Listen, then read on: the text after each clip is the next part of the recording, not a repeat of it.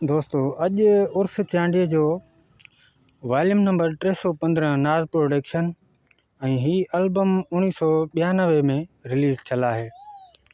हिन में एक ज़बरदस्त गीत आहे, बेवस आहियां लाचार आहियां मिल अची तूं सुहिणा, बेवस आहियां लाचार आहियां मिल अची तूं सुहिणा। ऐं कुछ दोस्त कमेंट्स भी कया आहिनि, उहे कमेंट्स शामिल कयूं। इंडिया खां दोस्त आहे फारूक अहमद ऐं ॿियो दोस्त आहे इंडिया जो सुमरा भैया। उन लिखियो आहे वॉल्यूम 16 ऐं हैदरंद जो। ऐं फारूक अहमद लिखियो आहे त 65 पंटीह ऐं यूट्यूब ते कोन ॿुधो आहे, न ई कंहिं यूट्यूब ते अपलोड कयो आहे। वॾी महिरबानी फारूक अहमद ऐं सुमरा भैयानि। अॼु उर्स चांडे जो एल्बम तव्हांखे ॿुधाईंदासीं ऐं काफ़ी दोस्त जेके आहिनि यूट्यूब ते सर्चिंग कंदा रहंदा आहिनि ऐं उन्हनि खे गीत उहे कोन था मिलनि ऐं कुझु कमेंट्स करे असां खां पुछनि बि था त हीउ कहिड़ो एल्बम आहे या कहिड़ो वॉल्यूम आहे। सो इन खे माना इन ॻाल्हि खे रखंदे असां इहो कमु कयो आहे त हाणे हिकु एल्बम जा तव्हांखे गीत ॿुधायूं ऐं वॉल्यूम ॿुधायूं ऐं कहिड़े साल में आयल आहिनि त तव्हांजो जीअं कमु आसान थी वञे। सिर्फ़ु प्रोग्राम इहो ई रखियो आहे त दोस्तनि खे गीत ॿुधाया वञनि, वॉल्यूम ॿुधायो वञे ऐं उन एल्बम जो साल ॿुधायो वञे।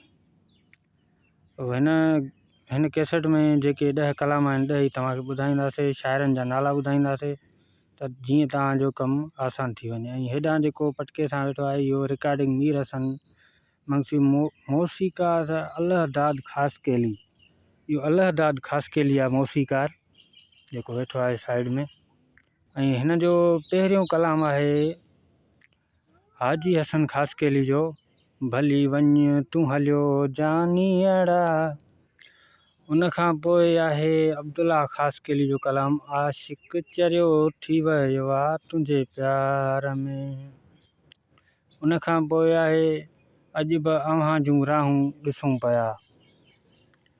ऐं उन खां पोइ आहे बिलाल दर्दी जो कलाम आहे, तोखां सवाइ मुंहिंजी दिलि नथी लॻे राणा। उन खां पोइ आहे रुस्तम सोलंकी जो कलाम आहे, अॼु यार हलियो वई मूंखां रुसी।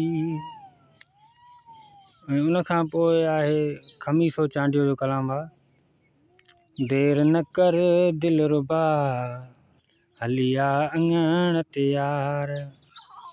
उन खां पोइ आहे दर्स मजीद जो कलाम आहे। दर्स मजीद तमामु बहितरीनु शाइर आहे, अव्हांखे ख़बर हूंदी। हिन जा खोड़ सारा गीत रिकॉर्डिंग थियल आहिनि। कलाम जा बोल आहिनि, मूंखां न थी धार जानी, मूंखां न थी तूं धार जानी। उन खां पोइ ज़मा ख़ासकेली तमामु बहितरीनु शाइर आहे। उन जो कलाम आहे, तुंहिंजी दिलि अलाए कीअं आहे, तुंहिंजी दिलि अलाए कीअं आहे जो मूं ग़रीब सां नथी लॻे। उन खां पोइ आहे कलाम जा बोल आहिनि, बेवस आहियां मजबूर आहियां। उन खां पोइ आहे आशिक़ अली खोसो जो कलाम आहे, थिया फ़क़ीरन हाल मुंहिंजा, थिया फ़क़ीरन हाल मुंहिंजा। दोस्तों एल्बम कंप्लीट थी चुको आहे। जंहिं दोस्त खे पसंदि आयो हुजे लाइक करे ऐं जंहिंखे पसंदि वधीक आयो हुजे चैनल खे सब्सक्राइब करे दोस्तनि ताईं शेयर करे।